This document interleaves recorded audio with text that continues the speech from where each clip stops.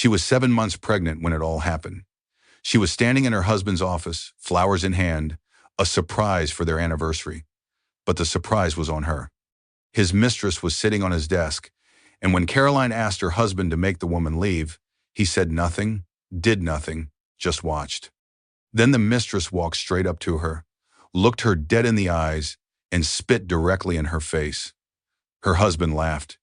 He actually laughed. What Caroline did not know was that her billionaire father had been secretly watching her husband for 6 months, gathering evidence, building a case, waiting for the right moment to strike. And that moment had just arrived. What happens next will shock you. Betrayal you never saw coming, secrets that will make your blood boil, and a revenge so devastating it destroyed a man who thought he was completely untouchable. This is the story of how one woman lost everything, and how her father made sure the man responsible lost even more. Stay with me until the end. Trust me, you do not want to miss what happens at minute 75.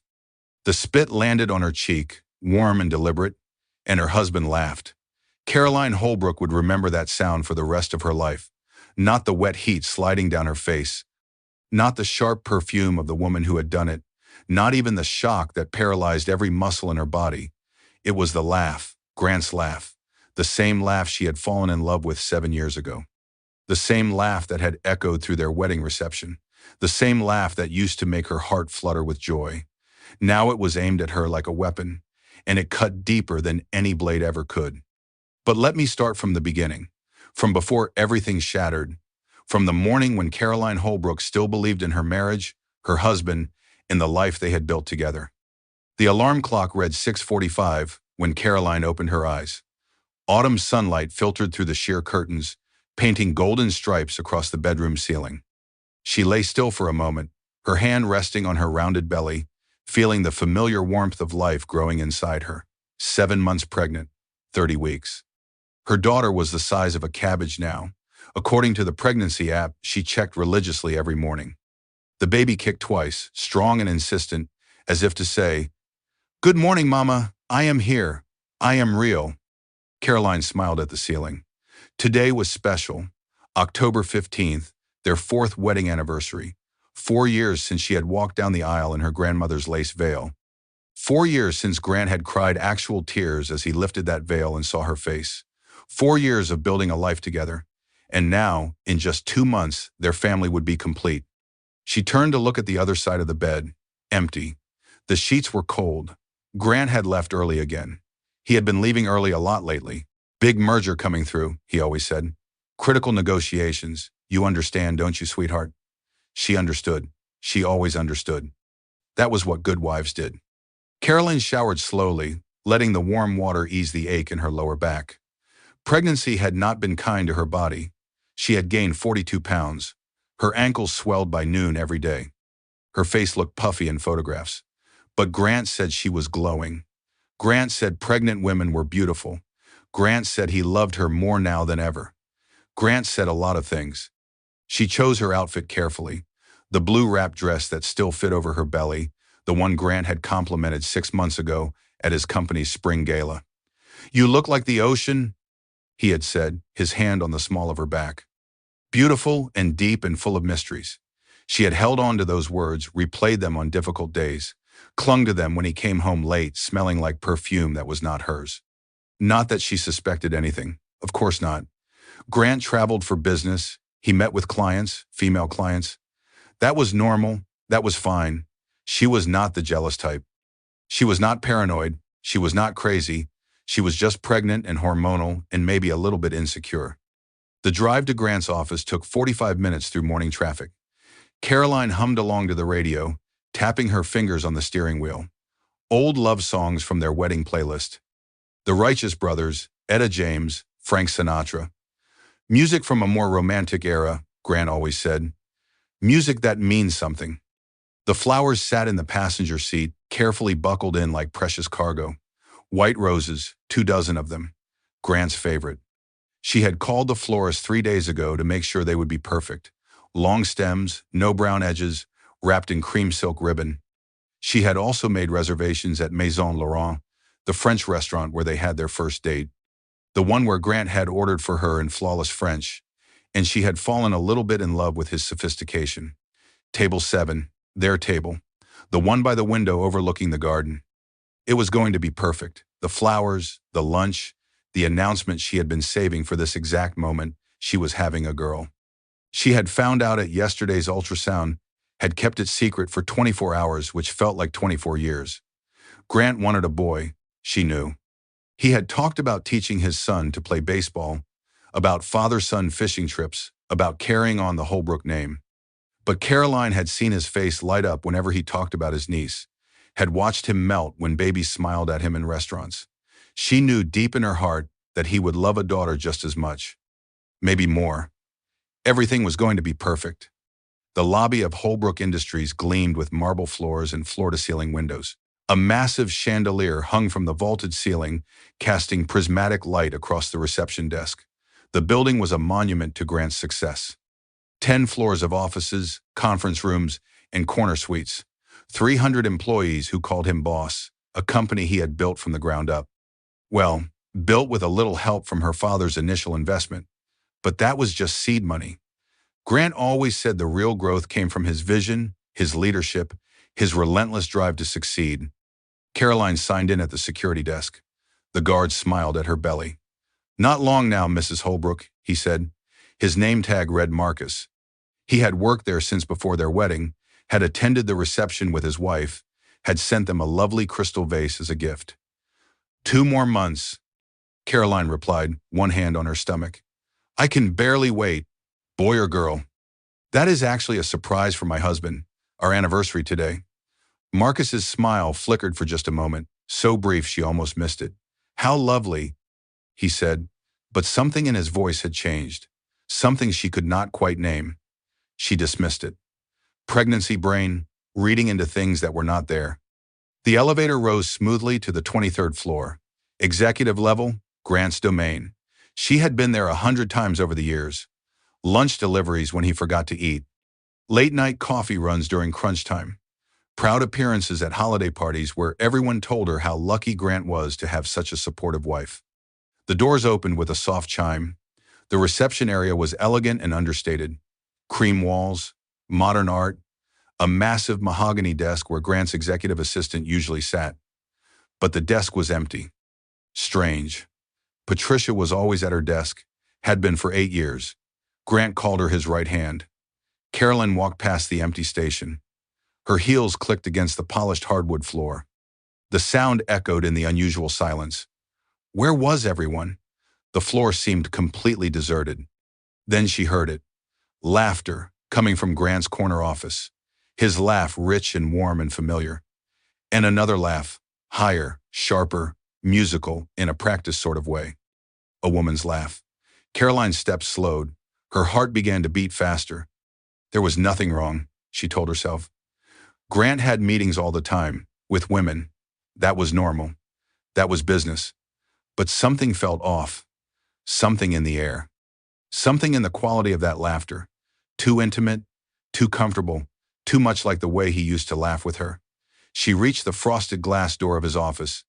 The name Grant Holbrook glinted in gold letters. Through the frosted glass she could see shapes, movement, 2 figures close together, far too close. Her hand trembled as she reached for the handle. "Do not be paranoid," she told herself. "Do not be that wife, the jealous one, the crazy one, the one who sees betrayal in every shadow." She pushed open the door. The scene froze like a photograph, like one of those moments that sears itself into your memory forever, every detail perfectly preserved. The afternoon sunlight streaming through the floor-to-ceiling windows, the smell of expensive cologne and even more expensive perfume, the half-empty glasses of whiskey on the mahogany desk. And Grant, her husband, the father of her unborn child, sitting in his leather executive chair with his tie loosened and his sleeves rolled up. A woman sat on the edge of his desk. Her legs were crossed, showing several inches of tan thigh beneath a designer dress that probably cost more than most people's monthly rent.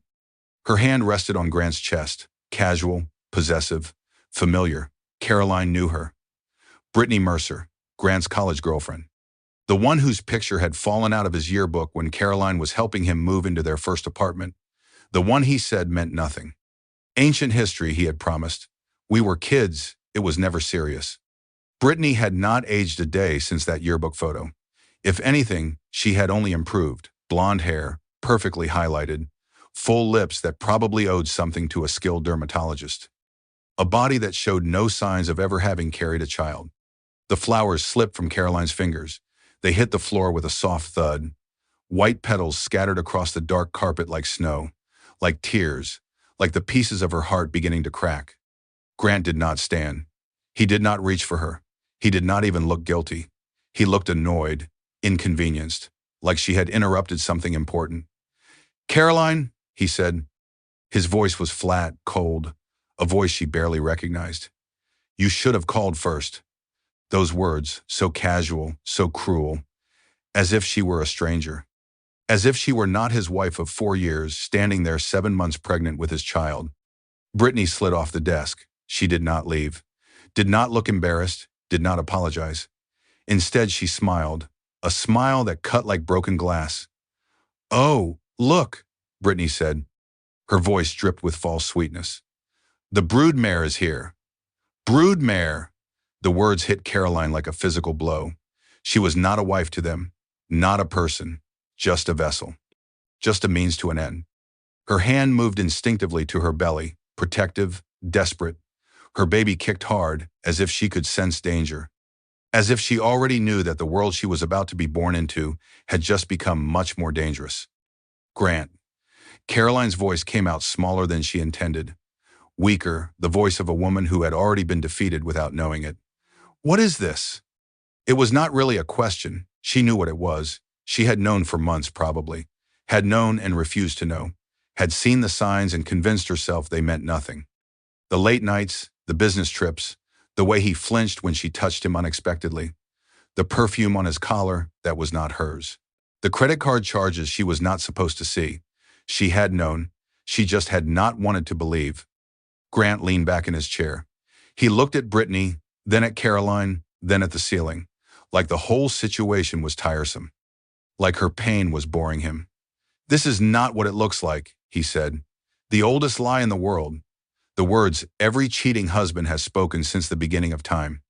She had heard them in movies, read them in books, had always wondered what kind of fool would believe them. Now she knew.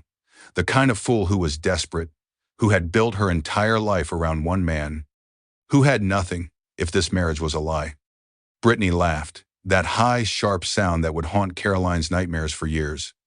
She walked toward Caroline, slowly, deliberately, each step calculated. Each movement designed to intimidate. She stopped inches from Caroline's pregnant belly, close enough that Caroline could smell her perfume. Expensive, cloying, like flowers rotting in an overheated room. "You really thought you could keep him?" Brittany said. She gestured toward Caroline's stomach with a sneer of pure disgust. "A baby. How pathetically desperate. Did you honestly think getting pregnant would make him love you?" The cruelty was breathtaking. The casualness of it, as though destroying someone's world was just a normal Tuesday afternoon activity. "Grant," Caroline said. Her voice was steadier now, colder. "Tell her to leave." She waited, watched her husband's face, waited for him to stand up, to defend her, to remember the vows he had made 4 years ago, to honor and protect, to love and cherish, for better or for worse. The silence stretched. 1 second, 2, 3. The clock on the wall ticked. Ticked, ticked. Grant said nothing. He just sat there in his expensive chair, in his expensive suit, in his expensive office, and did absolutely nothing while his mistress tormented his pregnant wife. That silence told Caroline everything she needed to know. Brittany tilted her head. She examined Caroline the way a scientist examines an interesting specimen.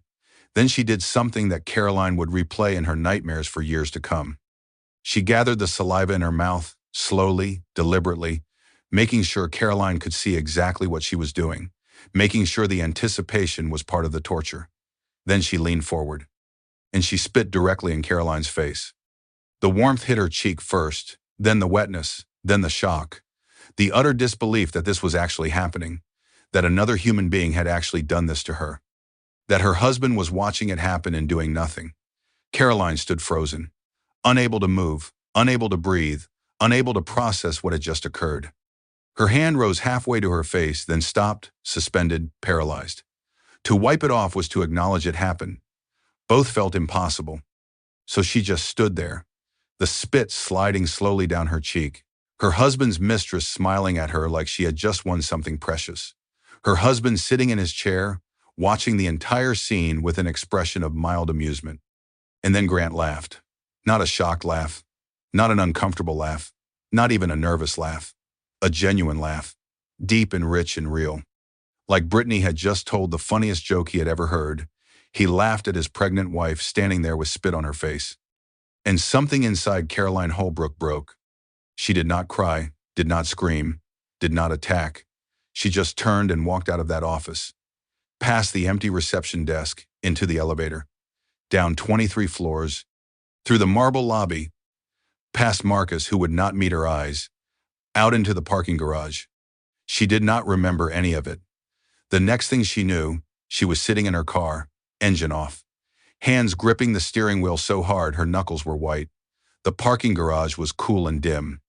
It smelled like concrete and exhaust and despair. She sat there for 7 minutes. She counted every one of them, counted her breaths, counted the ceiling tiles, counted the number of the parking spots she could see from her windshield. 12, 18, 12, 18.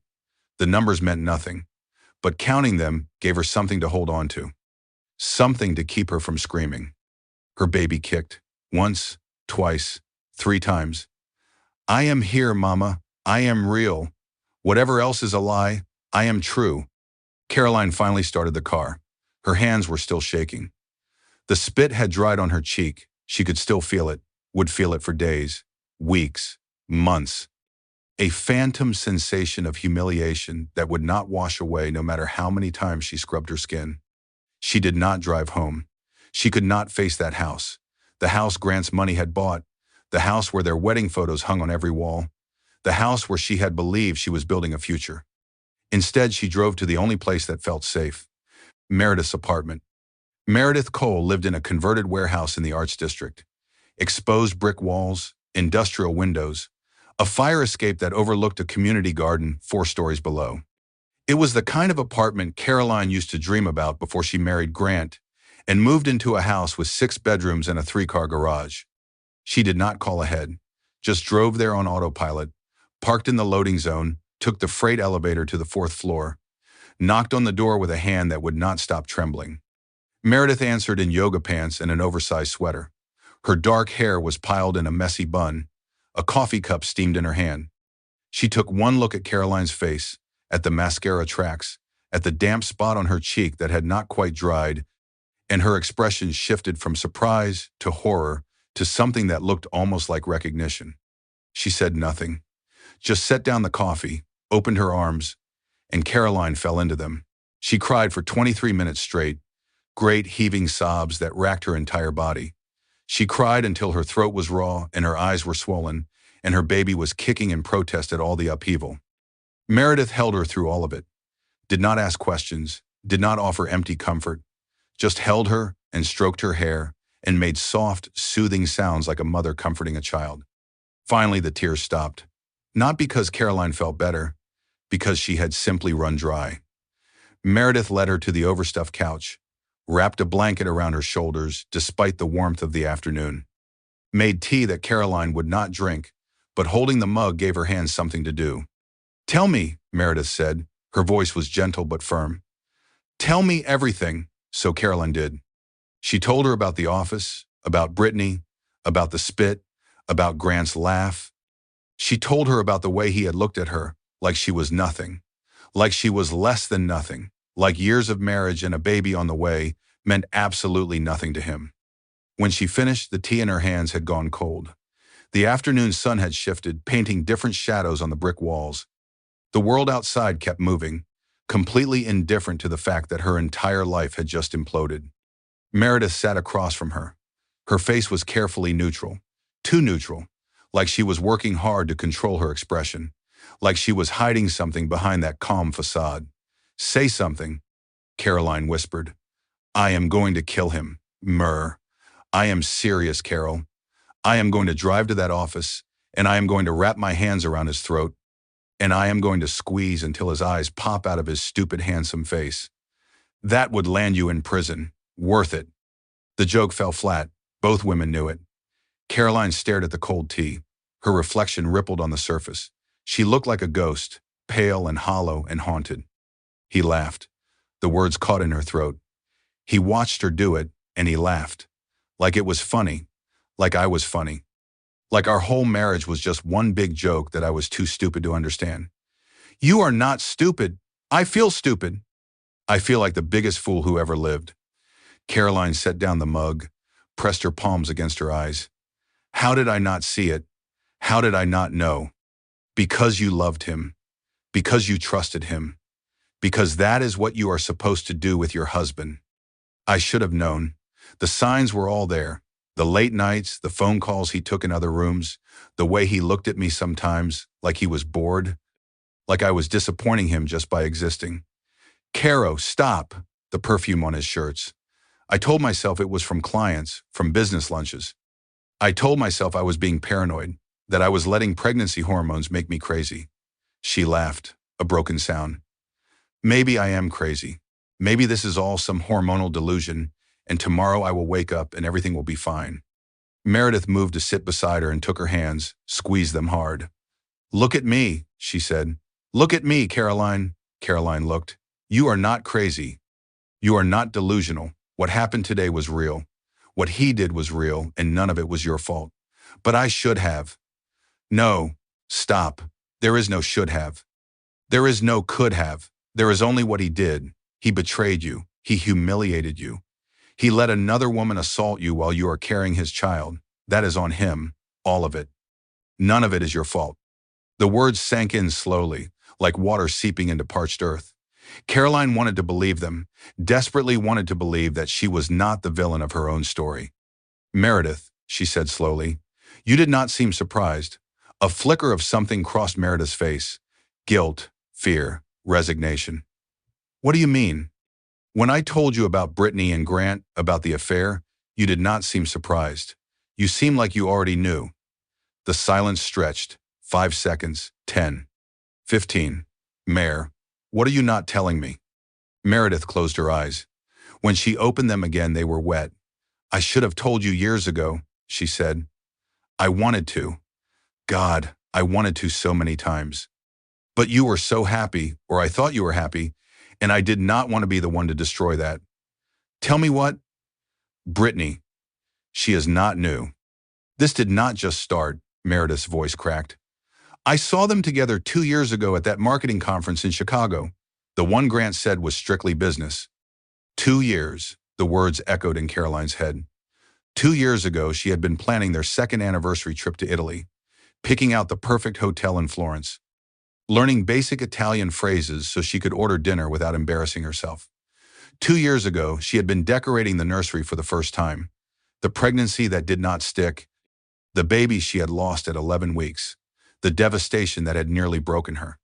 2 years ago, Grant had held her while she cried over that lost pregnancy, had promised they would try again, had sworn that nothing would ever come between them. 2 years ago, he had been sleeping with Brittany Mercer. "You saw them," Caroline said. Her voice sounded far away, like someone else was speaking through her mouth. "In Chicago, at the hotel bar. I was there for a work thing, a totally random coincidence. I walked in, and there they were. His hand on her thigh, her head on his shoulder. The way they looked at each other." Meredith wiped her eyes. "I knew, Caro. I knew right then what was happening. And you did not tell me." "I wanted to. I picked up the phone 100 times. But Grant, he found out I had seen them. He came to my apartment the next day. Said I had misunderstood. Said Brittany was an old friend going through a hard time. Said she needed comfort and he was just being supportive. And you believed him? No. But then he said something else." Meredith's face twisted with pain. "He said you were fragile, that you were still recovering from the miscarriage, that news like this could push you over the edge. He said he was worried about your mental health, that you were already imagining things, seeing problems that were not there. He made me feel like telling you would hurt you more than staying silent." Gaslighting. The words surfaced in Caroline's mind like a creature rising from dark water. She had read about it, had watched documentaries about manipulative relationships, had always thought she was too smart to fall for something like that. But Grant had not just been gaslighting her. He had been gaslighting everyone around her too. Creating a narrative where she was unstable, where her perceptions could not be trusted, where anyone who tried to warn her would seem like they were causing harm rather than preventing it. He made you doubt what you saw, Caroline said slowly. He made you think protecting me meant keeping me ignorant. I am so sorry. I am so sorry, Caro. I should have told you anyway. I should have trusted you to handle the truth. I should have. Stop. Caroline held up her hand. I am not angry at you. You should be. Maybe. But not right now. Right now I am saving all my anger for him. Her phone buzzed, then buzzed again, then again. She looked at the screen, 3 texts from Grant. The first one read, "You overreacted." The second, "It was a joke. Brittany has a dark sense of humor. You know how she is." The third, "Come home. You are being dramatic. You are going to stress the baby." Caroline read the messages twice, then a third time. Each word was a tiny knife. Each sentence was gaslighting wrapped in fake concern. You overreacted. As if having someone spit on your face was something a reasonable person would simply shrug off. It was a joke. As if assault became acceptable when you called it comedy. You are being dramatic. The familiar refrain. The constant undermining. The endless suggestion that her emotions were the problem and not his behavior. You are going to stress the baby. Using her daughter as a weapon. Making her pregnancy a tool for manipulation. What does he say? Meredith asked.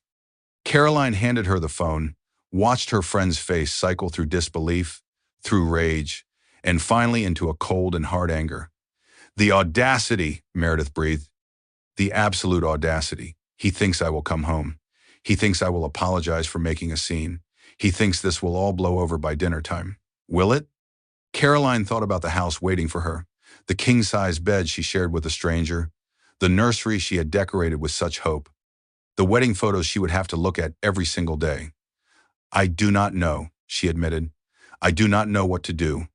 I do not know where to go. Everything I have is tied up with him. The house is in both our names.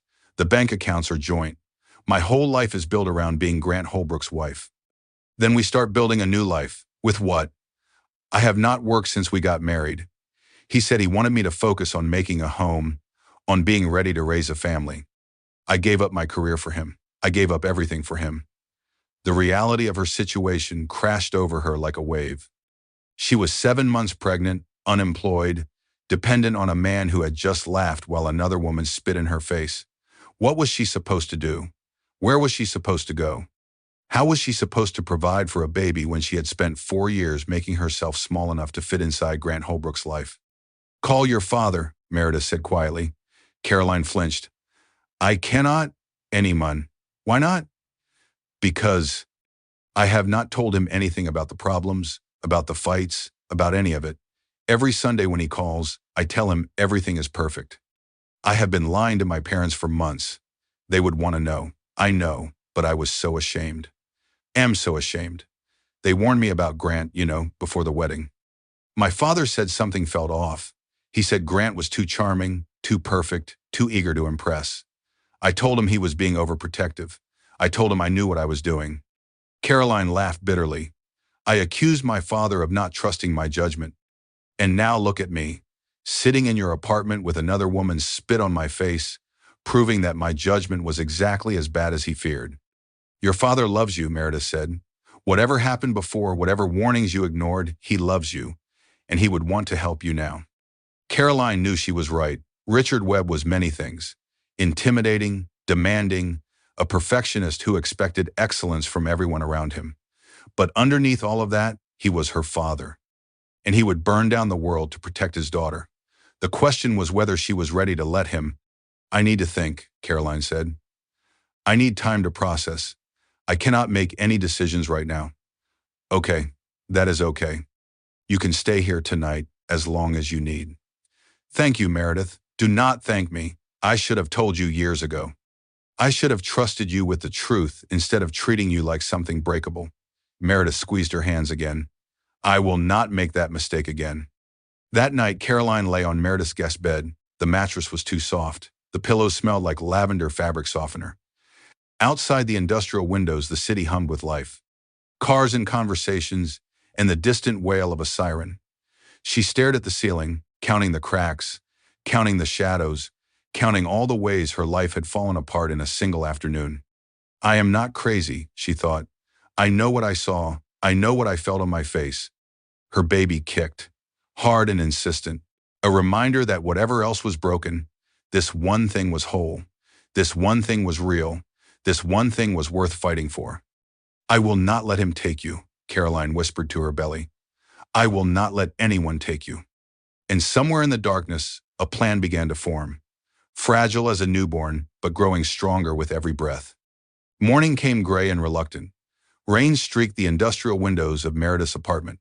The city below was muted, wrapped in fog, and the sound of tires on wet pavement. Caroline had not slept. Every time she closed her eyes, she saw it again. The spit, the laugh, the look on Grant's face. The images played on an endless loop, a horror film she could not escape. Her phone had buzzed 12 more times through the night. She had not looked at the messages. She did not need to. She could imagine exactly what they said. More blame disguised as concern, more manipulation wrapped in love language. At 6:45, the phone rang. An actual call this time. Grant's name flashed on the screen. Caroline stared at it. Let it ring. Once, twice, 3 times, 4. Voicemail. A minute later, a text appeared. We need to talk. This is ridiculous. Come home and let us work this out like adults. Like adults. As if she were the one being childish. As if she were the one who needed to grow up. Meredith appeared in the doorway with 2 cups of coffee. She looked like she had not slept much either. There were shadows under her eyes and a tension in her shoulders that Caroline recognized as protective fury. He is calling, Meredith said. It was not a question. Every hour since midnight. Are you going to answer? No. The word came out stronger than Caroline expected. Not yet. Maybe not ever. Meredith handed her a cup. The coffee was strong and bitter and exactly what she needed. She wrapped her hands around it, letting the warmth seep into fingers that had been cold since yesterday afternoon. I have been thinking, Caroline said slowly, about what happens next. And I need help. Real help. The kind I cannot get from friends or lawyers or therapists. She took a deep breath. I need to call my father. The words hung in the air, heavy with meaning, heavy with everything they implied. Richard Webb was not just any father. He was Richard Webb, founder and CEO of Webb Industries. A self-made billionaire who had started with nothing and built an empire through sheer will and relentless determination. Forbes profiled him annually. Business schools taught case studies about his strategies. Competitors spoke his name in hushed, careful tones, usually right before they lost everything. He was also the most terrifying man Caroline had ever known, not because he was violent or cruel, but because he was absolutely, utterly, terrifyingly competent. When Richard Webb decided something needed to happen, it happened. No exceptions, no excuses, no escape. Are you sure? Meredith asked quietly. No, Caroline laughed, a small and broken sound. I am not sure about anything right now, but I know I cannot do this alone. And I know that my father will know what to do. She picked up her phone. Her fingers hovered over the contact labeled Dad, the same contact she had called every Sunday for 14 years. The same voice that had always meant safety and guidance in home. But this call would be different. This call would change everything. She pressed the button. The phone rang once. Richard Webb answered before the second ring. Sweetheart? His voice was calm as always, measured, controlled. But underneath it, something was alert, attentive. This is early for you. Is everything all right? And just like that, with those simple words, Caroline broke. The story spilled out of her, disjointed, desperate. She told him about the office, about Brittany, about the spit, about the laugh. She told him about the 2 years of lies, about the gaslighting, about every small cruelty she had excused, and every red flag she had convinced herself to ignore. She told him everything. When she finished, the line went silent. For 11 seconds, she counted every one, each one an eternity. Then Richard Webb said 5 words that changed everything. I will be there by morning. Daddy, you do not have to. Yes. His voice was soft, gentle, but underneath it was something harder, something cold. Something that made Caroline understand for the first time why people feared him. I do. I am so sorry. I should have told you sooner. I should have listened when you tried to warn me. I should have. Stop? The command was quiet but absolute.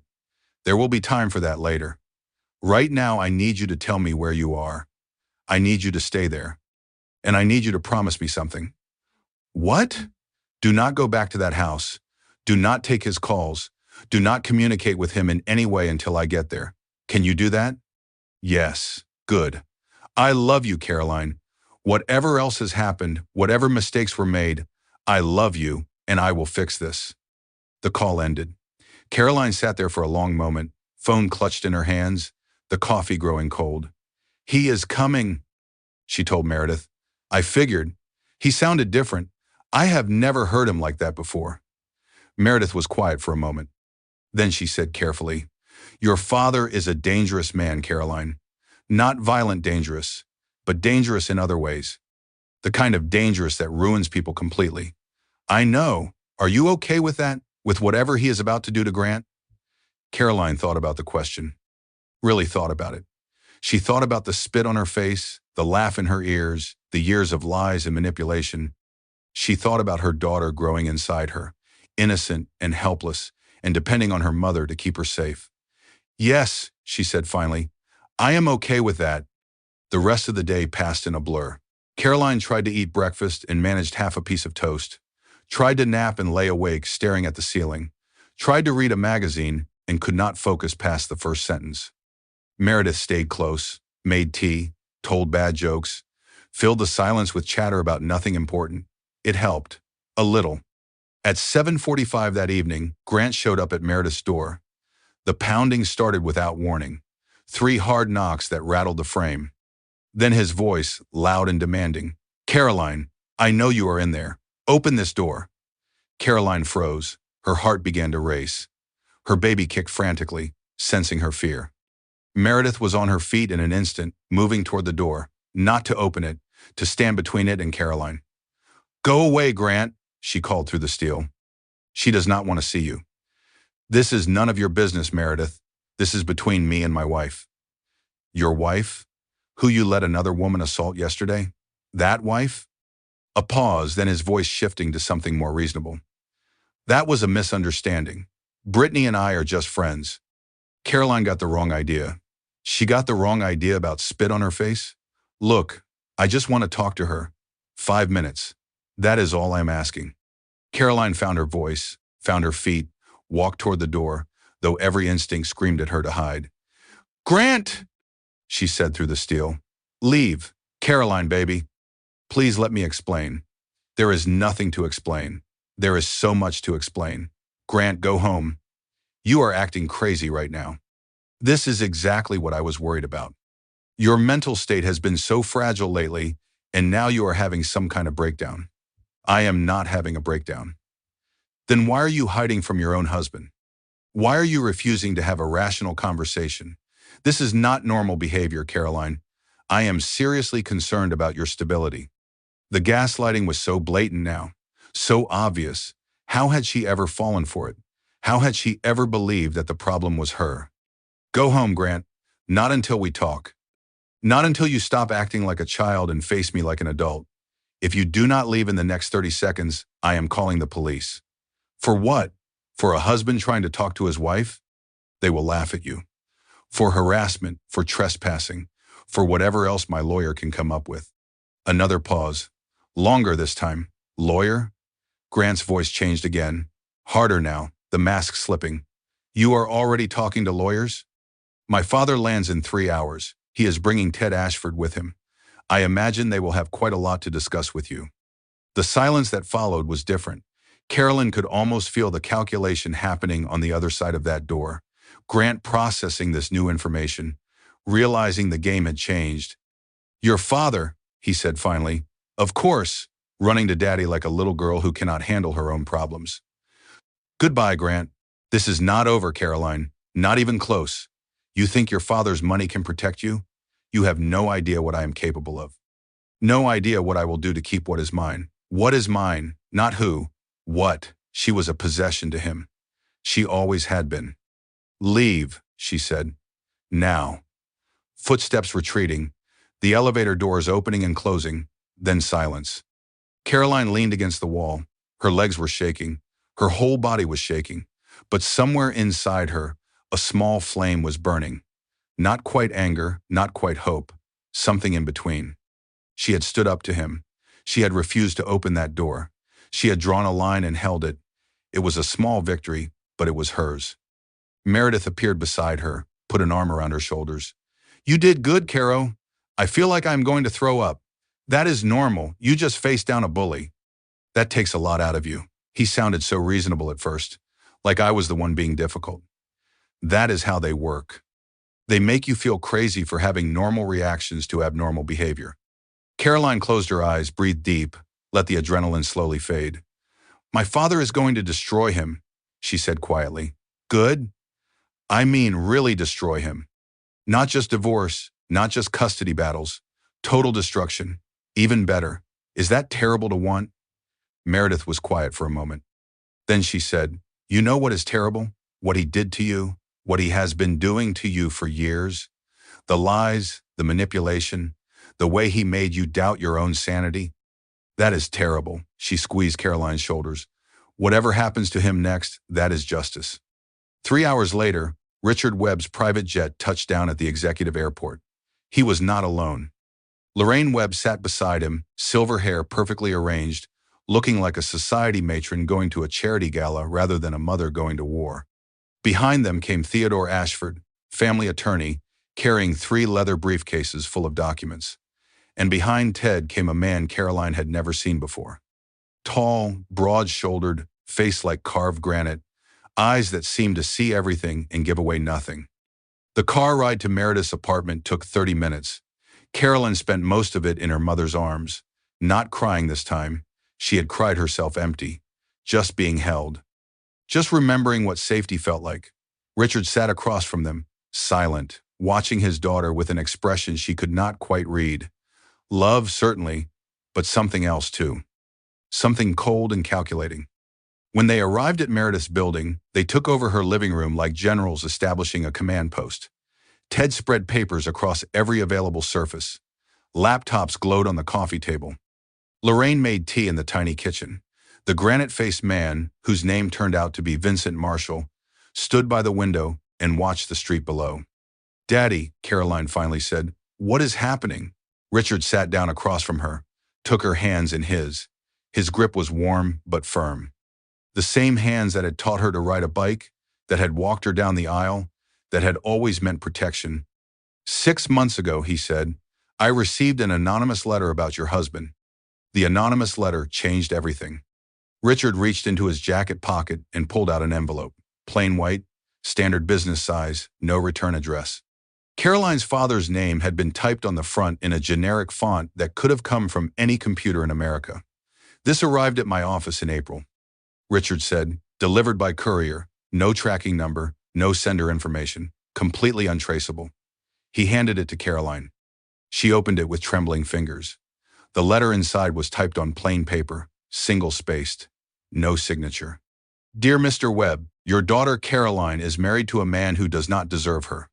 Grant Holbrook has been unfaithful since the beginning of their marriage. He has stolen from her, lied to her, and is planning to take everything she has. By the time you read this, he will have been cheating on her for nearly 2 years. I know you have the resources to verify this information. I encourage you to do so before it is too late. A friend. A friend, Caroline repeated. Her voice sounded hollow, distant. Who sent this? I do not know. Not yet, Richard leaned forward. When I first received it, I wanted to dismiss it. Grant was family. He was the father of my grandchild. I did not want to believe I had been so wrong about him. But you believed it? I believed it was worth investigating. Quietly. Discreetly. Richard nodded toward the man by the window. Vincent is a former FBI agent, now head of security for my company. I asked him to look into Grant's activities without anyone knowing. Not Grant, not you, not even your mother until last week. Caroline looked at Vincent Marshall. He met her gaze without flinching. His eyes gave away nothing. He was the kind of man who saw everything and said nothing unless absolutely required. "What did you find?" she asked. Vincent stepped forward. He set a thick manila folder on the coffee table. It must have contained 200 pages of documents. "The affair with Brittany Mercer began 6 weeks after your wedding," he said. His voice was flat, clinical, just facts stripped of emotion.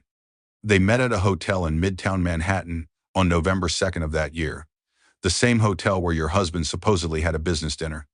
I have credit card receipts, security footage, and cell phone location data confirming their relationship continued from that date to the present. 6 weeks. 6 weeks after she had said I do. 6 weeks after they had danced their first dance. 6 weeks after he had carried her across the threshold and made love to her in their new home. But Brittany is not the only one," Vincent continued. "Over the past 3 years, Grant Holbrook has maintained relationships with at least 4 other women, some brief, some ongoing. All of them kept completely separate from his marriage and from each other." He opened the folder, pulled out photographs, screenshots of text messages, hotel receipts, a paper trail of infidelity stretching back nearly as long as her marriage had existed. Caroline looked at the photos, women she did not recognize, restaurants she had never been to, moments of intimacy that should have been hers. How many times had Grant kissed her goodnight and then texted another woman? How many business trips had really been romantic getaways? How many nights had she lain awake wondering why he seemed distant while he was thinking about someone else? "There is more," Richard said quietly. "More?" Caroline laughed. "It came out wrong, broken. What else could there possibly be?" Vincent pulled out another stack of documents. Bank statements, financial records, numbers that blurred together on the page. "Your grandmother's trust fund," he said. "The one placed in your name on your 25th birthday. Original value, $2.4 million. "I know my trust fund," Caroline said. "Grant helped me set up the account. He said he wanted to make sure it was invested properly. He invested it properly, into his own pocket." Vincent pointed to a line on one of the statements. "Over the past 2 years, the funds have been systematically transferred through a series of shell companies, all of which are controlled by Grant Holbrook. All of which eventually deposited into accounts only he can access." Caroline stared at the numbers, tried to make them make sense. "That is impossible," I would have noticed. "The account statements were fabricated. Grant had access to your email. He intercepted the real statements and replaced them with fake ones, showing healthy balances. The account he showed you exists. It just does not contain your money anymore. $2.4 million. Her grandmother's legacy. The money that was supposed to secure her future, her daughter's future, gone. Stolen by the man she had trusted most in the world." Lorraine made a sound, half gasp, half growl. Her composure cracked completely. "That bastard," she hissed. "That absolute bastard." Richard held up his hand, patient, controlled, the eye of the storm. "There is one more thing," he said. "And this is the worst of it." Caroline looked at her father. His face was still calm, but his eyes were terrifying. "What?" Vincent pulled out a single document. Handwritten notes on legal paper, Grant's handwriting. Caroline would know it anywhere. 6 weeks ago, your husband met with a family law attorney. He asked about procedures for establishing custody of an unborn child. Specifically, he wanted to know how to prove a mother mentally unfit to care for her own baby. The words did not compute at first. Caroline read them again and again. "I do not understand." "He was building a case against you," Richard said gently, "documenting your supposed instability, collecting evidence of your emotional problems. The anxiety, the paranoia he invented, the breakdown he was trying to create. Why would he? The notes are clear. He intended to file for sole custody immediately after the birth. He planned to use everything he had manufactured against you. Every time he made you doubt yourself. Every fight he provoked. Every tear he caused. It was all evidence for his case." Caroline felt the ground disappear beneath her feet. He was not testing whether the baby was his. He was planning to take her away. Not because he wanted to be a father. Grant had shown no interest in fatherhood. He complained about the pregnancy constantly, about her changing body, about how tired and emotional she always was. He did not want the baby. He wanted leverage, he wanted control. He wanted to destroy her completely, to take everything she loved, to leave her with nothing. Caroline tried to stand. The world tilted. She barely made it to the bathroom before she was sick. Lorraine followed, held her hair back, rubbed circles on her spine, made soft sounds of comfort that could not reach the horror inside her. The tiles were cold against her knees. She counted them, 12 across, 18 down. The same numbers as the bathroom in her house. The house Grant was probably sitting in right now, planning his next move. Her baby kicked, strong and insistent. A reminder. A promise. "I will not let him take you," Caroline whispered. "I will not let anyone take you. I will die first."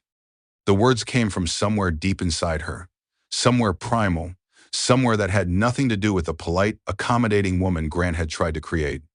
She was a mother. And mothers protect their young. When she finally emerged from the bathroom, her father was standing by the window, looking out at the city lights, at the world that kept spinning despite everything. "What happens now?" Caroline asked. Richard turned.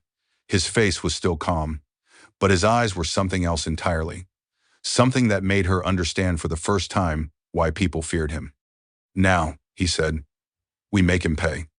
The next 3 days were a blur of documents, strategy sessions, and preparation for war.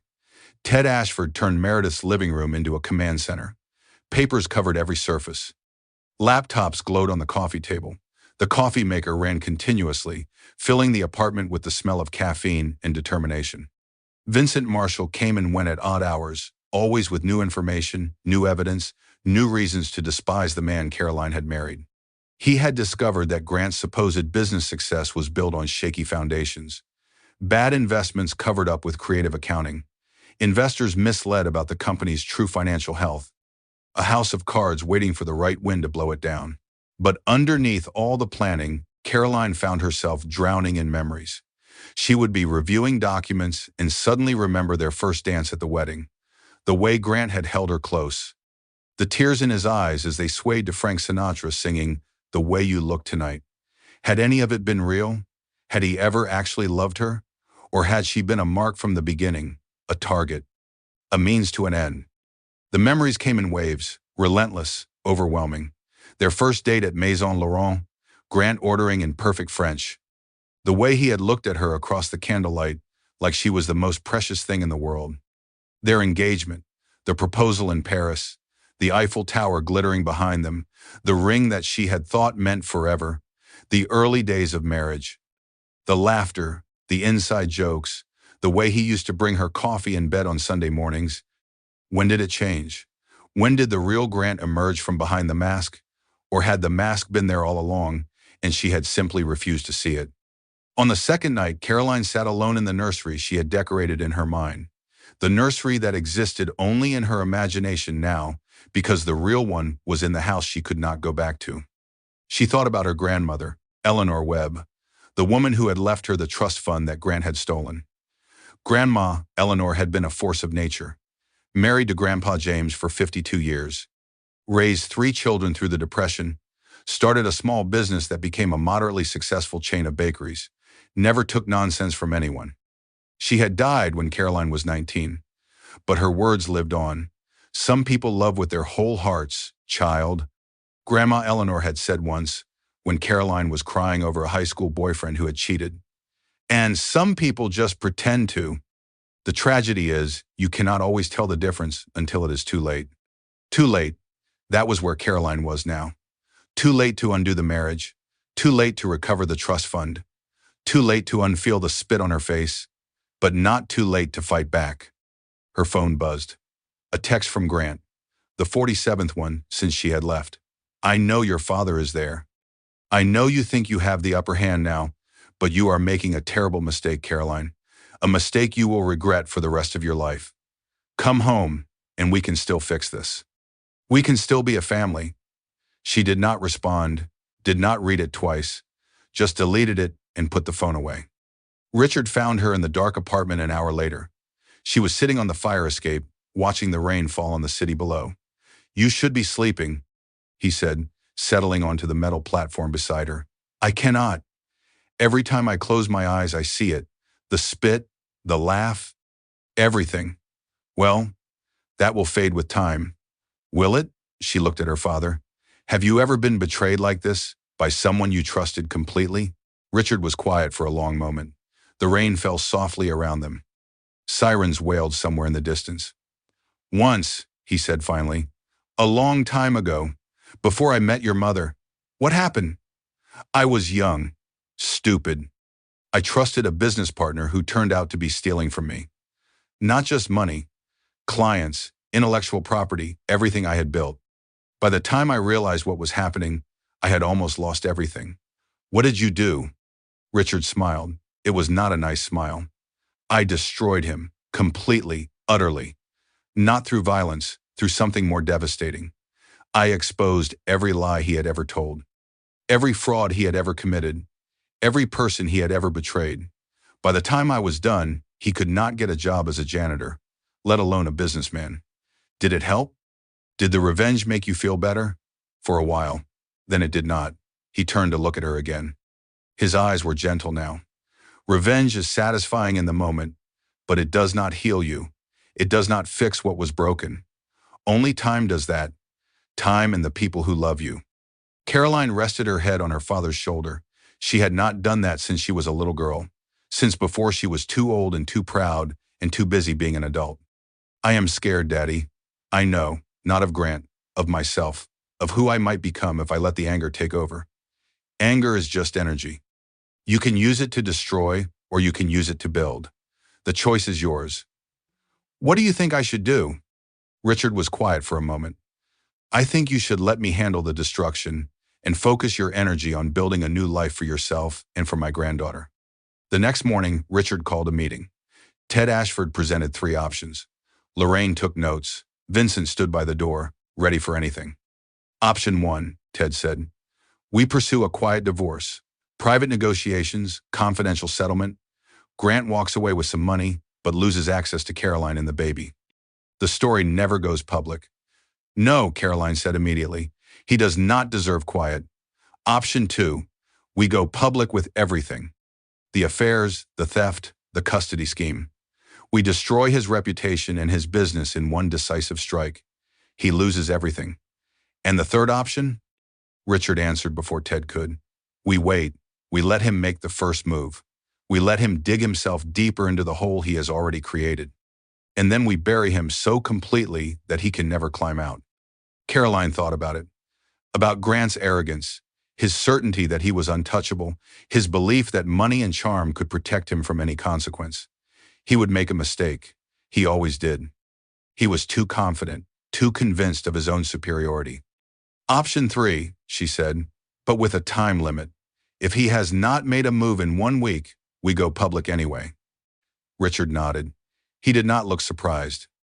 There is something else, Ted said. Something Vincent discovered this morning. All eyes turned to the former FBI agent. Grant has been in contact with a journalist, a tabloid reporter named Jessica Crane.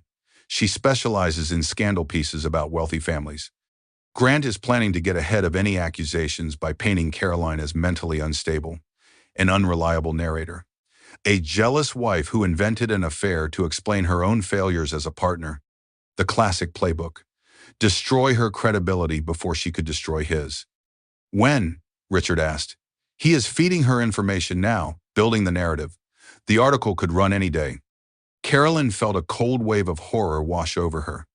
Every time she had trusted Grant with her fears, every time she had let him see her vulnerability, he had filed it all away.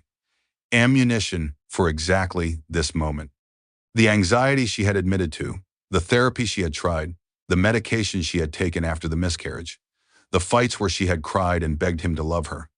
All of it, weapons now turned against her. He has been planning this for months, she realized. Maybe years. Building a case, documenting my weakness, making sure he had an exit strategy if things went wrong. That is what narcissists do, Vincent said. They plan for every contingency. They see relationships as games to be won, not connections to be treasured. So what do? Richard stood up. He walked to the window, looked out at the city he had conquered through sheer force of will. We do not wait for his article.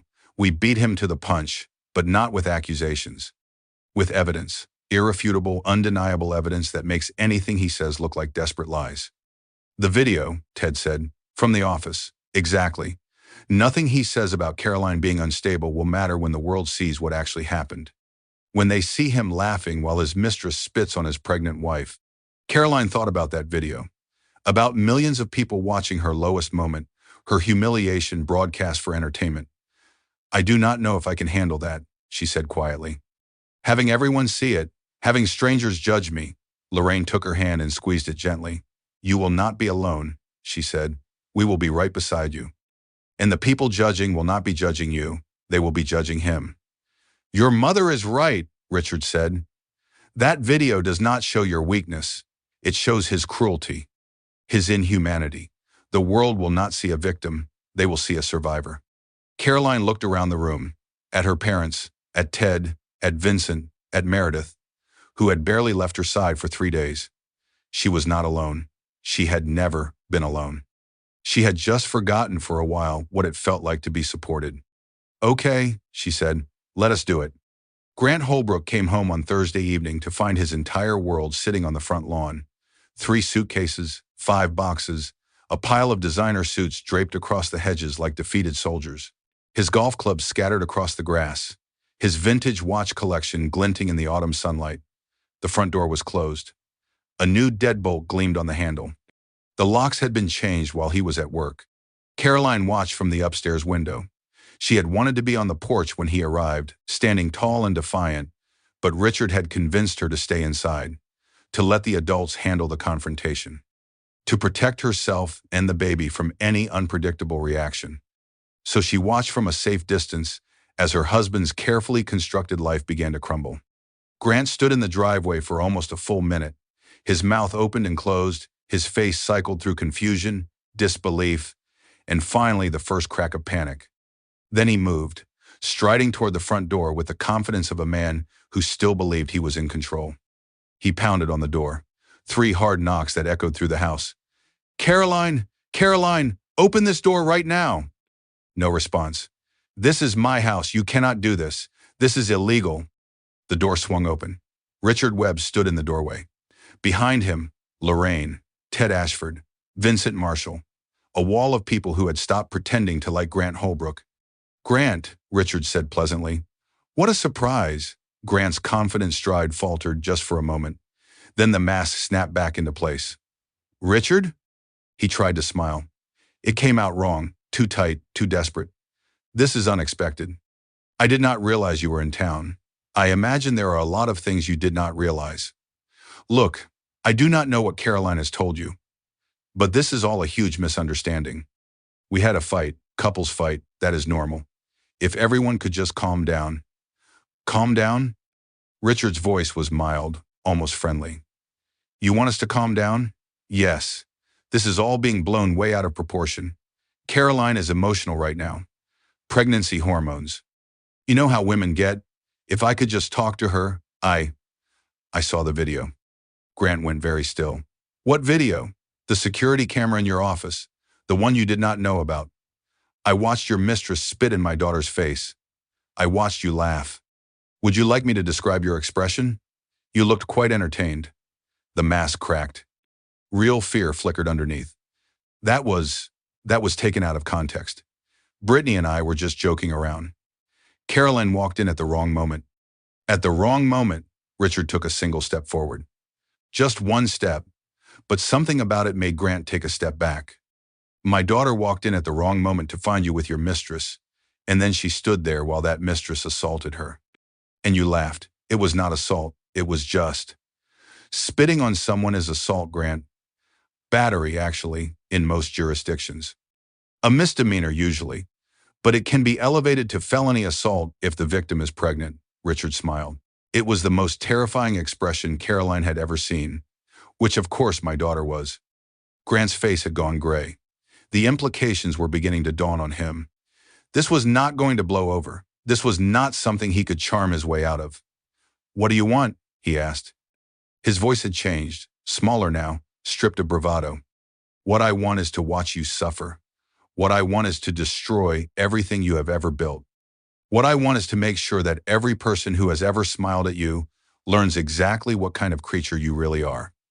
Richard, please, we can work something out. I can explain everything. You can explain how you stole $2.4 million from my daughter's trust fund. You can explain your notes about taking her baby away. You can explain the 4 other women you have been sleeping with during your marriage. With each accusation, Grant seemed to shrink.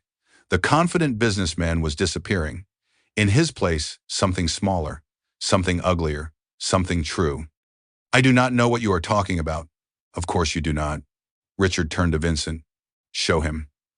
Vincent stepped forward with the folder.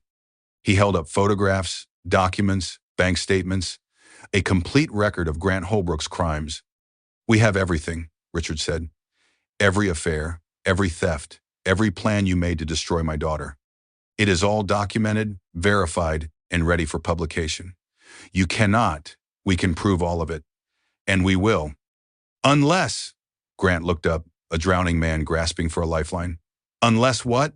Unless you sign the papers Mr. Ashford has prepared. Full divorce. Sole custody to Caroline. Return of all stolen funds. You walk away with nothing except what you brought into the marriage, which, as I recall, was not much. For a long moment, Grant said nothing. His eyes darted around, looking for an escape, an angle, a way to turn this back to his advantage. He found nothing. And if I sign, this all goes away? The video, the evidence? If you sign, I will not destroy you today. But make no mistake, Grant, the evidence does not disappear. It stays with me, a guarantee of your good behavior. If you ever come near my daughter again, if you ever try to contact my granddaughter, if you so much as breathe her name in an interview, I will release everything. And then I will dedicate my considerable resources to making sure you never work again. The threat hung in the air, heavy and absolute. And then a red Porsche pulled into the driveway. Brittany Mercer stepped out. Her heels clicked against the concrete as she surveyed the scene. The belongings on the lawn, the faces on the porch, the broken man in between. Grant, what is going on? You said everything was handled. You said her father could not touch you.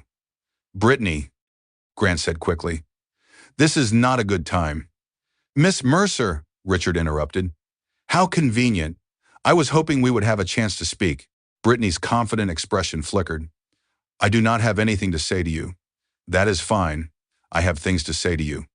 Do you know what the penalty is for felony assault on a pregnant woman in this state? Assault? Brittany laughed. Too high, too nervous. I do not know what you are talking about. I am talking about the video that shows you spitting in my daughter's face. I am talking about the police report that was filed this morning. I am talking about the criminal charges that are being processed as we speak. It was just a joke. Grant said it was fine. He said she was overreacting. Grant says a lot of things. I wonder if the judge will find them as convincing as you did. Brittany turned to Grant, her face twisted with sudden understanding, with the dawning realization that she had been used, that she was disposable. That everything Grant had promised her was as hollow as everything he had promised Caroline. Grant, tell them it was your idea. Tell them you told me to do it. Brittany, shut up. You said it would help your case. You said you needed documentation of her being unstable. I said shut up. Grant's voice cracked. The mask shattered completely. What was underneath was ugly and desperate. The face of a man watching everything he had built collapse around him. Caroline had seen enough. She descended the stairs, walked onto the porch, stood where she could see her husband clearly for the first time. He looked like a stranger. Or no, he looked like himself. The real Grant Holbrook. The one he had hidden behind charm and money and endless manipulation. Sign the papers, Grant, she said. Her voice was steady, stronger than she expected. Sign them and walk away. It is more than you deserve. Grant looked at her. For a moment, something flickered in his eyes. Something that might have been regret or might have been just another calculation. Caroline, baby, please. We can work this out. I know I made mistakes, but I love you. I have always loved you. Everything I did was for us, for our family. No. The word came out like a door closing. You do not get to say that. You do not get to stand there and pretend this was love. I know what love is now, and it is not this. It was never this. She turned to Ted Ashford. Give him the papers. Ted produced a thick stack of documents. Caroline watched Grant flip through them, watched his face change as he realized how thoroughly he had been outmaneuvered. Full divorce, sole custody, return of all funds, and a gag order that would prevent him from ever speaking publicly about the marriage or the divorce. "This is extortion," Grant said. "This is consequence," Richard replied. "Sign it now or face everything in court and in the court of public opinion. Your choice." Grant looked around one more time. At the wife he had betrayed, at the father-in-law he had underestimated, at the mistress who was finally seeing him clearly, at the future he had destroyed with his own hands. He signed every page, every line, his signature getting more cramped and desperate with each document. When he was done, Ted collected the papers, checked every signature, and nodded at Richard. "We are finished here," Richard said. "Gather your things from the lawn. You have 15 minutes, then Vincent will escort you off the property." Grant said nothing, just began gathering his scattered belongings. Brittany stood frozen by her car, watching the man she had believed in reveal himself as a coward. Caroline went back inside. She did not need to watch anymore. The victory was hollow, satisfying in the moment but empty underneath, because revenge was not healing, it was just a different kind of wound. But it was a start. The peace lasted exactly 6 days. On day 7, the tabloid article dropped like a bomb. "Billionaire's daughter destroys innocent husband." Shocking claims of abuse and manipulation. Jessica Crane's byline sat beneath the headline. The journalist Grant had been feeding information to for months. The article was exactly what Vincent had predicted. A character assassination dressed up as journalism. The story painted Caroline as unstable, jealous, paranoid, a woman so consumed by her own insecurities that she had invented an affair to explain her crumbling marriage. Unnamed sources described her erratic behavior, her frequent emotional breakdowns, her obsession with monitoring her husband's every move. Grant gave an interview. He cried on camera, actually cried, tears streaming down his handsome face as he described his heartbreak. "I just want to see my child," he sobbed. "Caroline will not let me near my own baby. I have tried everything. I have begged, I have pleaded, but her family has turned her against me. They have poisoned her mind against the man who loves her." The performance was masterful. Grant's voice caught at exactly the right moments. His eyes glistened with perfectly timed tears. He looked like the victim. He sounded like the victim. And millions of people believed him. Caroline watched the interview on her laptop, alone in her room at her parents' estate. She had moved there after the confrontation, unable to stay in the house where her marriage had existed. The comment section was brutal. "Poor man being destroyed by a rich family. She sounds completely unhinged. Classic gold digger behavior. Those webs think they can buy anything, including destroying an innocent man. He obviously loved her, and she threw it away." She scrolled and scrolled and scrolled. Each comment was a tiny knife. Each accusation was a wound that would not stop bleeding. She knew she should stop, knew it was poison, but she could not look away. "Maybe they are right," the voice in her head whispered, the voice that sounded like Grant. The voice that had spent years telling her she was crazy and paranoid and not good enough. "Maybe I am unstable. Maybe I made this worse than it needed to be. Maybe the spit was not that bad. Maybe I should have just accepted it. Maybe this is all my fault." The self-doubt was overwhelming. Years of gaslighting had worn grooves in her brain, pathways that led automatically to self-blame, to minimizing her own pain, to wondering if she was the real problem. At 3 a.m, she called Meredith. "Tell me I am not insane. You are not insane." Meredith's voice was thick with sleep, but sharp with conviction. "He is gaslighting you." "He is gaslighting the whole country." "But what if I lose? What if the courts believe him? What if they take my baby?" "That is not going to happen. Your father has resources Grant cannot even imagine. The truth is on your side." "Is it?" "Because it does not feel like it. It feels like everyone hates me. It feels like I am the villain in my own story. The internet is not everyone. The people who know you know the truth. The people who love you know the truth. That is what matters." Caroline pressed the phone against her ear. The connection was fragile, staticky, but it was something to hold on to. "I am so tired, Mur. I am so tired of fighting something I did not start. I am so tired of defending myself against lies. I am so tired of being made out to be the villain. I know, honey, I know. But this is almost over. Your father is about to show the world who Grant really is. Just hold on a little longer. The next week was worse. More articles, more interviews. Grant's narrative spread like wildfire across social media. People who had never met either of them chose sides, made judgments, turned their marriage into entertainment. Carolyn could not leave the estate without photographers following her. Could not go to doctor's appointments without strangers staring. Could not exist without being watched, judged, dissected. She started to understand how small animals felt. Hunted, cornered, nowhere to hide. Her doctor grew concerned. The stress was affecting the pregnancy. Her blood pressure was elevated. The baby's heart rate showed signs of distress during monitoring. You need to rest, doctor, Patricia Owens said firmly. You need to stay off the internet. You need to stop letting this man live rent-free in your head. How? How do I do that when he is everywhere? When millions of people think I am a monster? You focus on what is real, on the baby inside you, on the people who love you, on the life you are going to build after all of this is over. Dr. Owens took her hand. He wants you to fall apart, Caroline. That is his goal. Proving you unstable is his last weapon. Do not give it to him. That night, Caroline sat in the darkness of her childhood bedroom, the room where she had dreamed about her future, the room where she had imagined a life full of love and happiness and children who would never know pain. The walls were covered with posters from her teenage years, movie stars she no longer remembered, bands she no longer listened to, reminders of who she used to be, before Grant, before the mansion and the marriage, and the endless compromise of herself. She picked up her phone, opened the photo app, scrolled back through years of memories.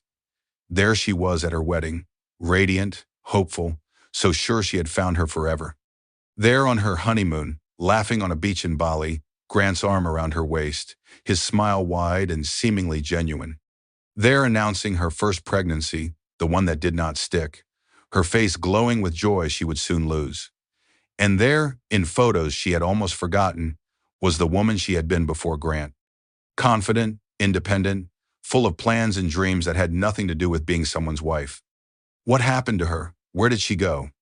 The answer came quietly, a whisper from somewhere deep inside. She did not go anywhere. She just went to sleep. And now it is time to wake up. The baby kicked, strong and insistent, a reminder that life was continuing, that the future was still being written, that this story was not over yet. Caroline put down the phone, wiped her eyes, and made a decision. She would not let Grant Holbrook define her. Not anymore. Not ever again. The breaking was complete.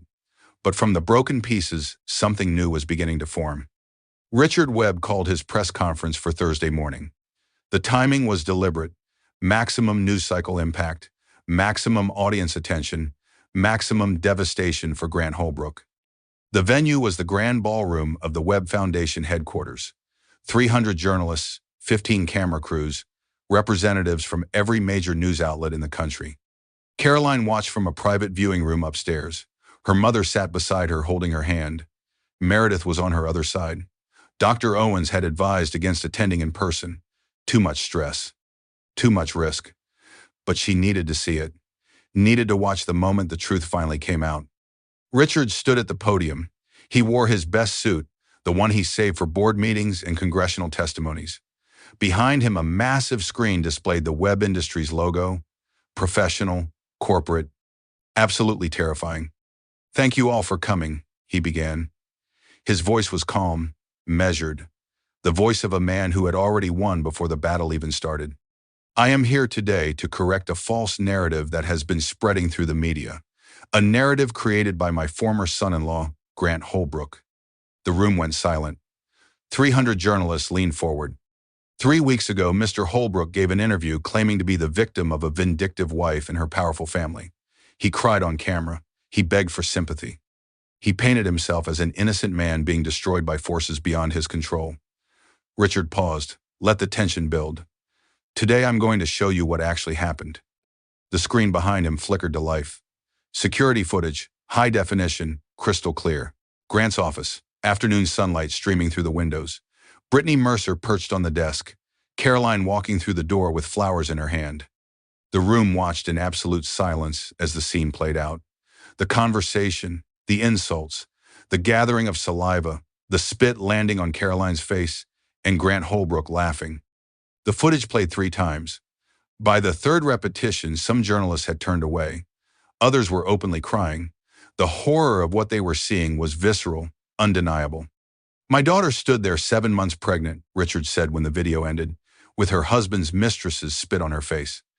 And her husband laughed. He let that sink in for a long moment. "But the assault you just witnessed is only a small part of Mr. Holbrook's crimes against my daughter. Today I will present evidence of systematic emotional abuse, financial fraud, and a calculated plan to steal custody of his own child."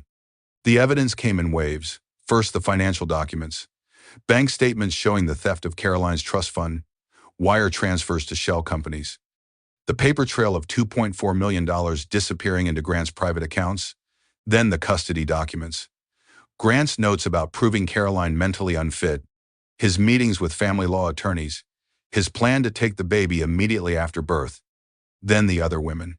One by one they came to the podium, each with their own folder of evidence, each with their own story of love bombing and manipulation and eventual discard. Victoria Patterson, the senator's daughter, spoke with quiet dignity about the 2 years she had spent believing she was special. Margaret Chen, the marketing executive, described the abortion Grant had pressured her into and the silence he had demanded afterward. Lisa Rodriguez, the graduate student, explained how Grant had used his connections to help her career and what he had expected in return. And finally, to everyone's surprise, Brittany Mercer. She walked to the microphone in a simple black dress. No makeup, no defiance. Just a woman who had finally seen the truth. "I loved him," she said. Her voice was hoarse, like she had been crying for days. "I loved him so much that I let him turn me into a weapon. He told me Caroline was evil, that she was keeping him trapped, that she had tricked him into marriage, and I believed him." Her voice cracked. "The day I spit on her, I thought I was defending him. I thought I was fighting for our future, but I was just another pawn, another disposable woman in his game." She turned to face a camera directly. "Caroline, I know you are watching. I am sorry. I am so sorry. What I did was unforgivable. I know that. But I want you to know that I see the truth now. And I will do everything I can to make sure he pays for what he has done to all of us." The questions came in a flood. Reporters shouting over each other, cameras flashing, the story exploding across every platform in real time. By the end of the day, the tide had turned completely. Grant Holbrook's interview was recut and replayed. But now, instead of sympathy, the tears were evidence of manipulation. The pleas for understanding were signs of narcissism. The whole performance was exposed as exactly what it was: a con man trying to escape consequences. His business partners released statements distancing themselves. His investors demanded emergency meetings. His board of directors called for his resignation. The man who had stood in his office laughing while his mistress spit on his pregnant wife was now the most despised man in America. But the final blow came from somewhere no one expected. A letter arrived at the Webb estate the next morning, hand-delivered by courier, addressed to Caroline personally. She opened it in her father's study, her parents watching. The handwriting was elegant, old-fashioned, the kind of penmanship they used to teach in finishing schools. "Dear Caroline, 8 months ago I sent an anonymous letter to your father, the letter that started the investigation into my son. I have watched Grant become something terrible. I have watched him hurt woman after woman. I have watched him lie and steal and manipulate without conscience. For years I told myself it was not my business, that he was an adult, that I could not control his choices. But when I saw how he was treating you, when I understood what he was planning to do to your child, I could no longer stay silent. I love my son. I will always love him. But love does not mean acceptance of evil, and what Grant has become is evil. I do not expect forgiveness. I do not deserve it. I should have stopped him years ago. I should have seen the signs when he was young. I should have raised a better man. But I can offer you this, the truth, and a promise that if you will allow it, I would like to be part of my grandchild's life, not as Grant's mother, as your ally. As someone who will spend the rest of her days trying to undo some of the damage my family has caused, with deepest regret and sincerest hope, Diane Holbrook." Caroline read the letter 3 times. Grant's own mother, the woman who had raised him, who had defended him at dinner parties, who had always seemed to prefer him to any wife he might bring home. She had been the anonymous source. She had started the investigation that saved Caroline's life. "Did you know?" Caroline asked her father. Richard shook his head. "I suspected. When the letter first arrived, I wondered who would have access to such specific information. But I never confirmed it." "Why would she do this? Betray her own son?" Lorraine answered, her voice soft. "Because she saw what he was becoming, and she loved you more than she loved her denial." Caroline looked at the letter again, at the elegant handwriting, at the words of a woman who had chosen a daughter-in-law she barely knew over the son she had raised. Maybe not all the Holbrooks were monsters. Maybe there was hope after all. The divorce was finalized on a Tuesday. Exactly 3 months after the spit had landed on Caroline's face, the courtroom was quiet, civilized. Nothing like the media circus that had surrounded the past few weeks. Grant's attorney spoke in measured tones. Ted Ashford responded with equal professionalism. The judge reviewed the documents with the bored efficiency of someone who had watched 1,000 marriages end. Full custody to the mother. Return of all funds from the trust. The house remains in Mrs. Holbrook's name. Mr. Holbrook will have no visitation rights until the child reaches the age of 3, at which point supervised visits may be arranged through the court. Grant sat at the defendant's table. He looked smaller than Caroline remembered, diminished, like the loss of his reputation had physically shrunk him. He did not look at her once during the proceedings, could not meet her eyes, could not face the woman he had tried so hard to destroy. When the gavel came down, Caroline felt nothing. She had expected relief, triumph, some kind of emotional release after months of warfare. But there was only emptiness. A hollow space where her marriage used to be. "It is over," Ted Ashford said as they walked out of the courthouse. "You won." "Did I?" Ted looked at her with something like understanding. "I know it does not feel like victory right now, but give it time. The wound is still fresh." 3 weeks later, Caroline went into labor. It happened at 2 in the morning.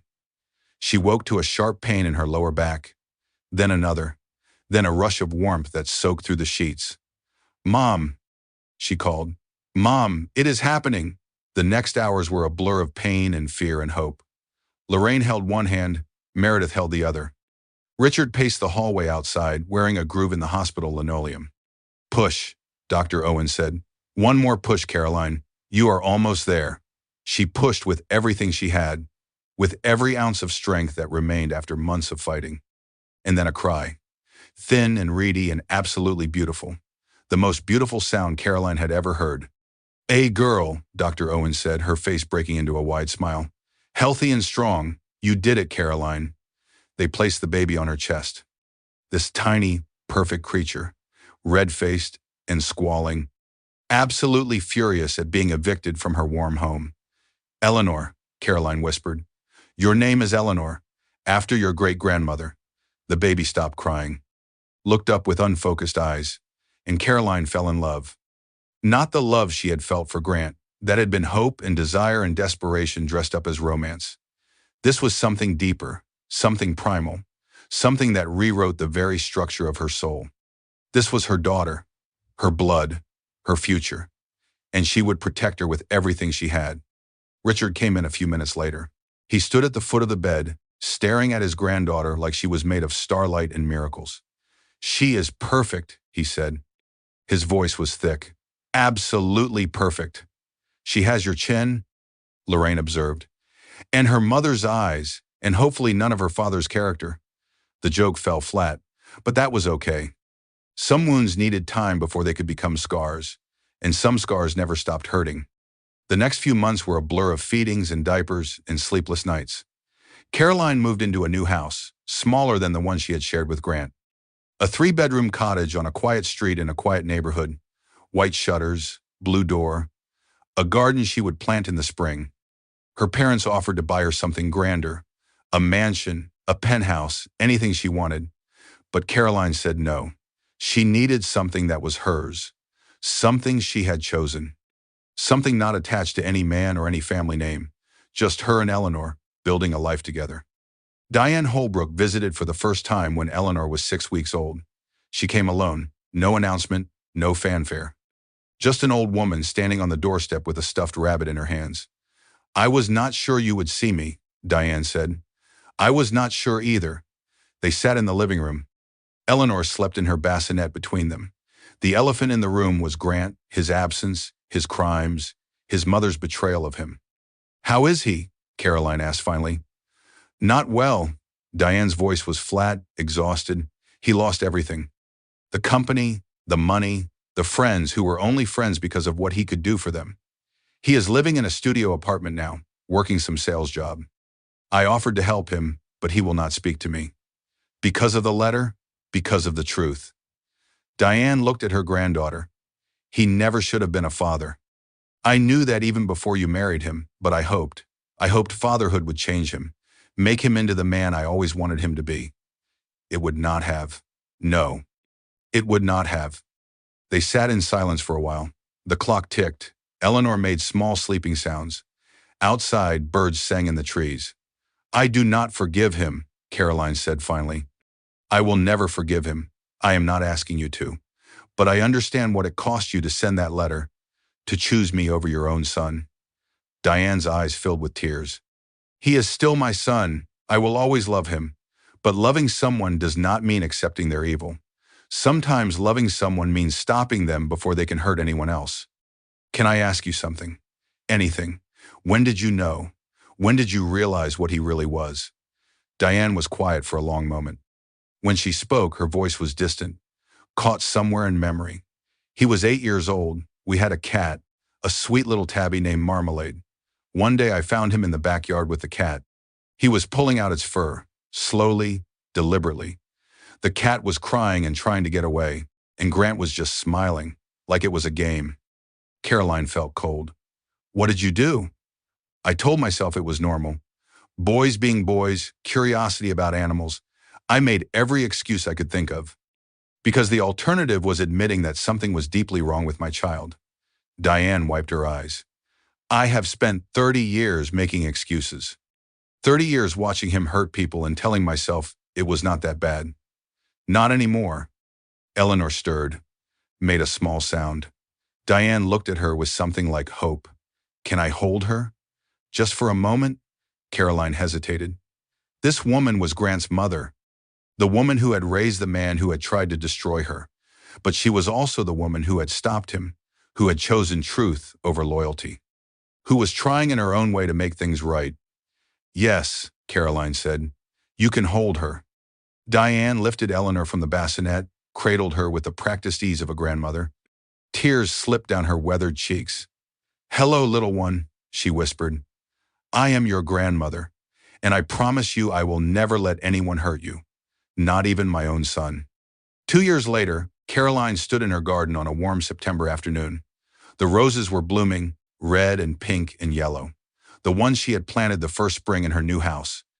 They had grown tall and strong, spreading across the fence in a riot of color. Eleanor toddled through the grass nearby, 2 years old now, walking and talking and asking why approximately 800 times a day. She had Caroline's eyes and Grant's chin and a personality that was entirely her own. "Mama, look," Eleanor pointed at a butterfly. "Orange and black, a monarch. Pretty. Yes, baby, very pretty. Can I touch it?" "Better to just watch. Butterflies do not like to be touched." "Why?" "Because their wings are delicate. They need to stay perfect so they can fly." "Why?" "Because flying is how they get where they need to go." "Why?" Caroline laughed. The endless questions used to exhaust her. Now she found them charming. Evidence of a curious mind. A mind that would always want to understand the world. The doorbell rang. Meredith stood on the porch with a bottle of wine and a knowing smile.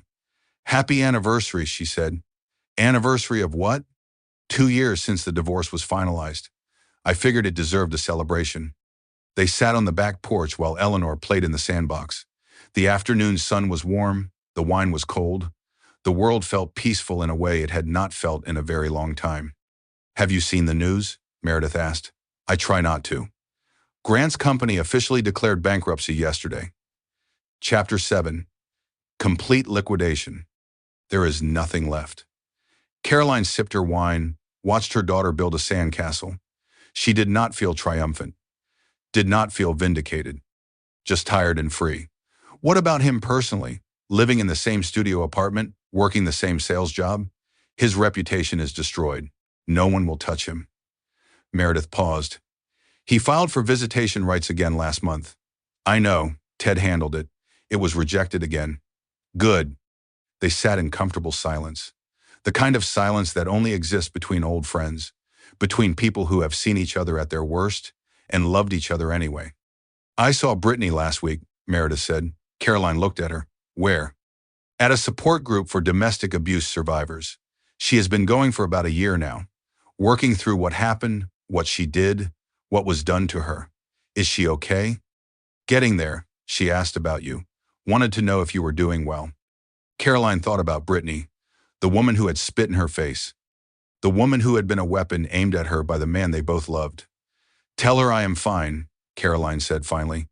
Tell her I hope she finds peace. You are not angry anymore? I am still angry, but not at her. She was a pawn, same as me. Grant was playing both of us. The only difference is I figured it out before she did. The afternoon stretched on.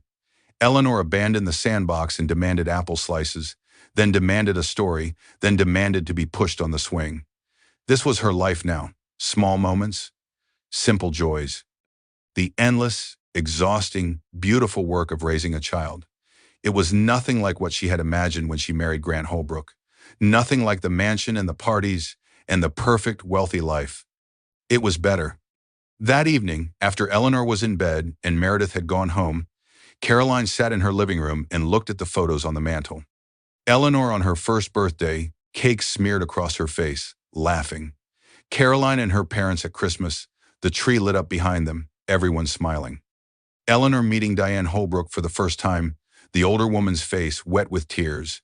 And one photo from a long time ago, Caroline at her college graduation, before Grant, before the marriage, before everything. That woman in the photo looked different, younger, more hopeful, unaware of the pain that was coming, but also stronger, somehow. More herself, more certain of who she was and what she wanted. Caroline was becoming that woman again. Not the same, never the same, but similar. Rebuilt from the broken pieces into something new. The prison door had been unlocked all along, she thought. I was my own warden, serving a sentence Grant gave me, but I chose to accept it. Walking out was never about finding the key. It was about admitting the door was always open. Her phone buzzed, a text from her father. Dinner Sunday? Yes, I will bring Eleanor. Good. Your mother is making pot roast. Tell her I love her. Tell her yourself, I am not your messenger. Caroline smiled, set down the phone, walked to Eleanor's room, and stood in the doorway, watching her daughter sleep. Some nights she still checked her phone 3 times before bed, old habits becoming new ones. The 3 in the morning thoughts still came, but now they were about Eleanor's first words instead of everything she had done wrong. She kept one photo from her wedding, not of Grant, of her father walking her down the aisle, tears in his eyes. That was the love that was real. That was the love that had saved her. We are going to be okay, Eleanor, she whispered to her sleeping daughter. We already are. And she was right. 5 years later, Caroline stood at a podium in front of 300 people. The Webb Foundation annual gala, the biggest charity event of the year. Raising money for the cause Caroline had made her life's work.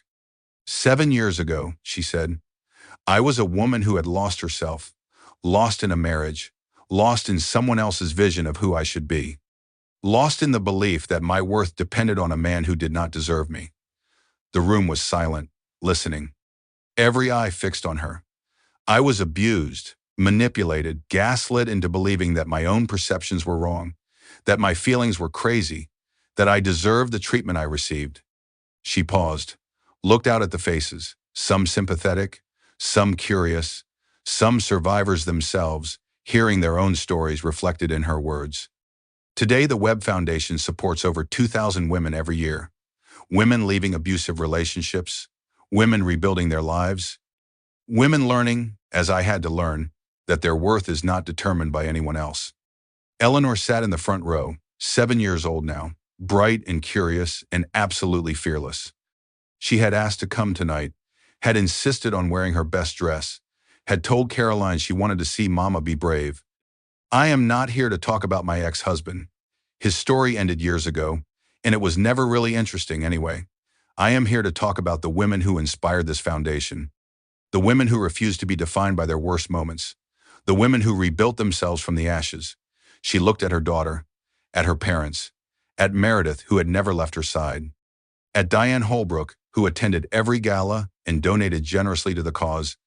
Recovery is not a destination, it is a journey. Some days are harder than others. Some scars never fully heal. But every day we choose to keep going, we prove something important. We prove that we are more than what happened to us.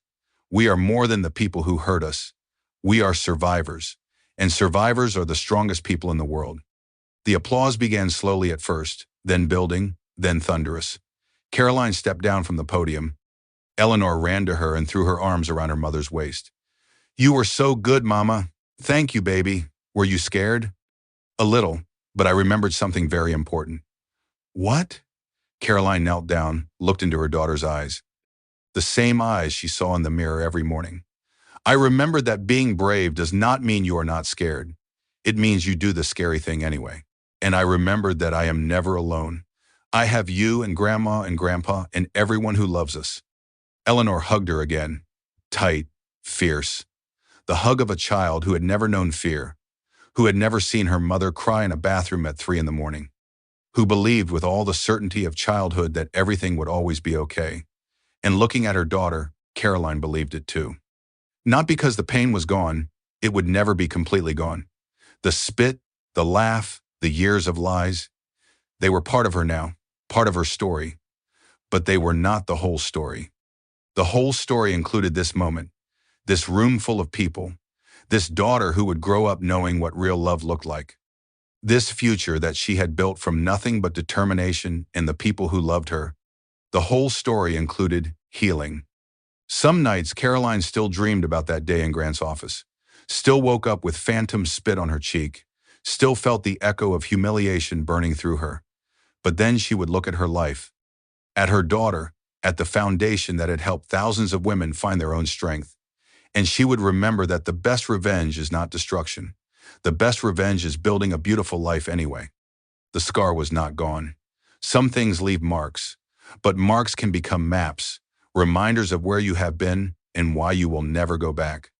And Caroline Webb, the woman who had once been Caroline Holbrook, had no intention of ever going back.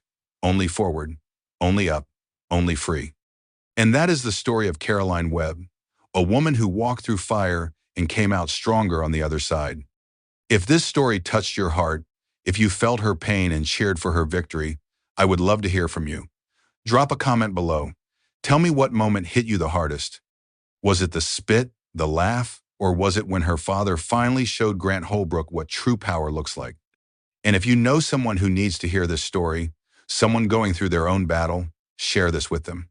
Sometimes knowing you are not alone is the very first step toward finding your own strength. Hit that like button if you believe karma always finds its way. And if you are new here, welcome to the family. Subscribe and turn on notifications so you never miss another story. Because every week we bring you tales of betrayal, redemption, and the kind of justice that only life can deliver. Thank you for staying until the end. You are the reason I do this. Until next time, stay strong, stay brave, and remember, the best revenge is living well.